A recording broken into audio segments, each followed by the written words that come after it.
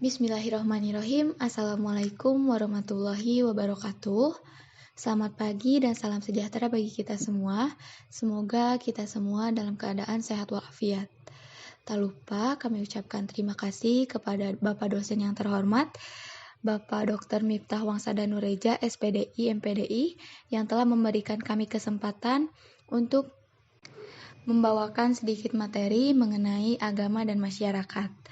Tak lupa kepada teman-teman semua yang telah ikut berpartisipasi dalam presentasi kali ini. Sebelumnya, izinkan saya memperkenalkan anggota dari kelompok saya, yaitu saya sendiri, Nurul Sabah, dengan NIM 322010036, dan rekan saya, Muhammad Damarayuda, dengan NIM 322010015. Baik, dalam presentasi kali ini terdapat beberapa topik pembahasan, yaitu yang pertama mengenai keluarga dalam Islam, yang kedua dasar pembentukan keluarga dalam Islam, yang ketiga pengertian masyarakat dan masyarakat madani, dan yang terakhir ciri-ciri sistem masyarakat dalam Islam. Baik, langsung saja ke topik pembahasan yang pertama, yaitu keluarga dalam Islam. Sebelumnya, kita harus tahu apa arti keluarga. Dalam Kamus Besar Bahasa Indonesia, keluarga diidentifikasi dalam beberapa pengertian, yaitu keluarga terdiri dari ibu dan bapak beserta anak-anaknya, lalu ada juga orang yang seisi rumah yang menjadi tanggungan, sanak saudara, dan satuan kekerabatan yang sangat mendasar dari kekerabatan itu sendiri. Sedangkan menurut Hamzah Yakub, menyebutkan bahwa keluarga adalah persekutuan hidup berdasarkan perkawinan yang sah dari suami dan istri yang juga selaku orang tua dari anak-anak yang dilahirkan.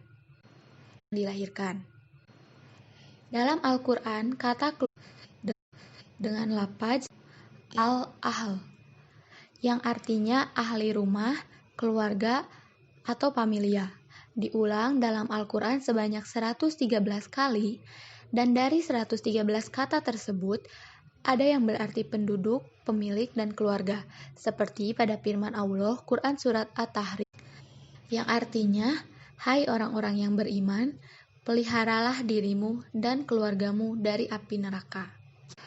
Selanjutnya, dasar pembentukan keluarga dalam Islam.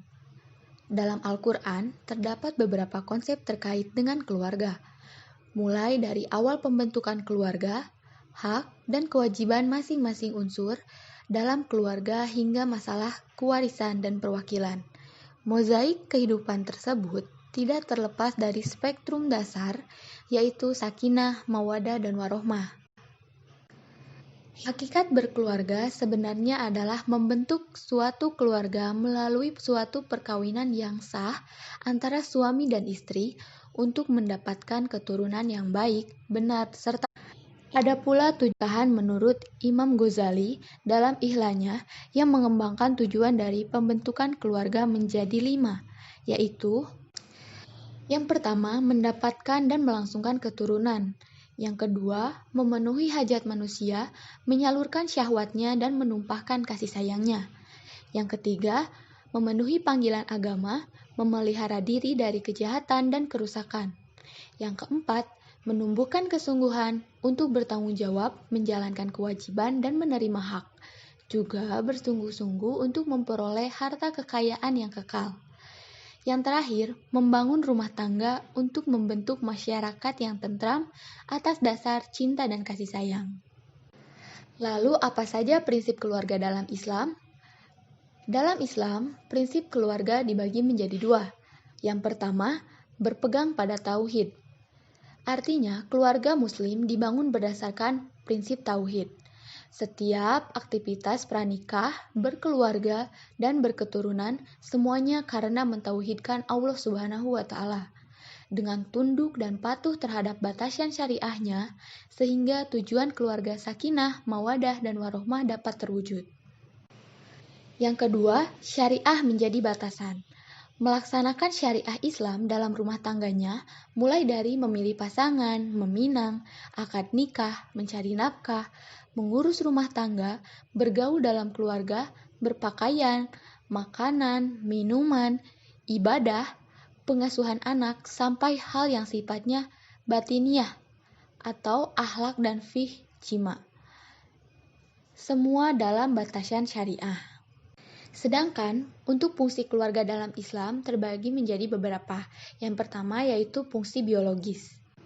Yang kedua, fungsi edukatif atau pendidikan. Yang ketiga, fungsi reproduksi. Yang keempat, fungsi protektif atau perlindungan. Yang kelima, fungsi sosial budaya. Yang keenam, fungsi religius atau keagamaan. Yang ketujuh, fungsi ekonomi. Dan yang terakhir, fungsi status keluarga atau menunjukkan status. Baik, topik selanjutnya yaitu mengenai masyarakat. Yang pertama, pengertian masyarakat. Secara umum, masyarakat adalah sekelompok orang yang membentuk sebuah sistem semi tertutup, yaitu sebagian besar interaksi individu-individu yang berada di dalam kelompok tersebut. Sedangkan menurut istilah, masyarakat umumnya mengacu pada sekelompok orang yang hidup bersama dalam satu komunitas teratur. Dalam bahasa Arab, istilah masyarakat dikenal dengan kata syaraka, yang berarti ikut serta atau berpartisipasi. Sedangkan dalam bahasa Inggris disebut dengan society, yang memiliki arti interaksi sosial, perubahan sosial, dan rasa kebersamaan. Lalu menurut Kamus Besar Bahasa Indonesia, masyarakat adalah sejumlah manusia dalam arti seluas-luasnya dan terikat oleh suatu pengertian masyarakat madani, yaitu secara umum masyarakat madani atau civil society diartikan sebagai suatu masyarakat yang beradab dan menjunjung tinggi nilai kemanusiaan, demokratis, serta menguasai teknologi dan ilmu pengetahuan dalam membangun, menjalin, dan memaknai kehidupannya. Sedangkan pengertian masyarakat madani dalam Islam adalah sudah diatur di dalam Al-Quran, yang dibagi menjadi 3 bagian, antara lain, yang pertama, masyarakat moderat atau ummah muqtasyidah. Yang kedua, masyarakat terbaik atau khairul ummah. Yang ketiga, masyarakat seimbang atau ummatan wasyatan.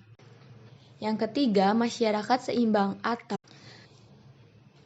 Lalu ciri-ciri masyarakat madani terdiri menjadi beberapa, yaitu yang pertama, integrasi antar individu dan kelompok eksklusif ke dalam masyarakat melalui kontrak sosial dan aliansi sosial. Selanjutnya, penyebaran kekuasaan sehingga kepentingan yang mendominasi di masyarakat dapat dikurangi. Yang ketiga, terjembataninya kepentingan individu dan negara dapat memberikan masukan untuk keputusan-keputusan pemerintah. Selanjutnya, fidelity lebar atau loyalitas dan kepercayaan sehingga mengakui hubungannya dengan orang lain dan tidak mementingkan diri sendiri atau individualis. Yang kelima, adanya pembebasan masyarakat melalui kegiatan-kegiatan lembaga-lembaga sosial dengan perspektif yang berbeda. Unsur-unsur masyarakat madani.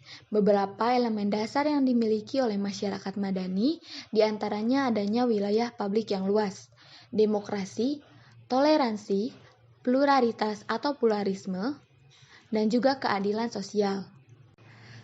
Selanjutnya, topik yang terakhir yaitu ciri-ciri sistem masyarakat Islam. Yang pertama, masyarakat yang cerdas atau well education. Dijelaskan dalam Al-Quran, memandang penelitian itu sesuatu yang wajib. Berpikir itu sesuatu ibadah, mencari kebenaran itu suatu cara taqarrub ilallah. Sementara mengabaikan hal itu semua sebagai jalan menuju neraka jahanam. Ciri-ciri sistem masyarakat Islam. Yang pertama, masyarakat yang cerdas atau well education. Al-Quran memandang penelitian itu sesuatu yang wajib. Berpikir itu suatu ibadah, mencari kebenaran itu suatu cara taqarrub ilallah. Sementara mengabaikan hal itu semua sebagai jalan menuju neraka jahanam. Yang kedua, masyarakat yang etis.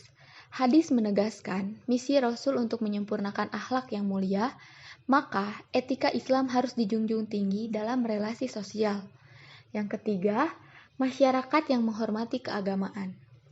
Sejumlah ayat menegaskan la ikraha fid din, lakum dinukum waliyadin, Mengakui keberadaan umat beragama dalam sebuah masyarakat adalah keniscayaan. Yang terakhir, masyarakat yang lepas dari penjajahan atau perbudakan. Bukan saja menghapus strata sosial berdasarkan keturunan maupun etnik, tetapi di dalam Al-Quran juga terdapat pernyataan bahwa semua diciptakan berbangsa dan bersuku untuk saling mengenal. Baik, sekian presentasi dari kami. Mohon maaf apabila terdapat kesalahan, baik pengucapan maupun penulisan. Mohon dimaafkan. Dan semoga presentasi kali ini dapat bermanfaat bagi kita semua. Sekian, terima kasih. Wassalamualaikum warahmatullahi wabarakatuh.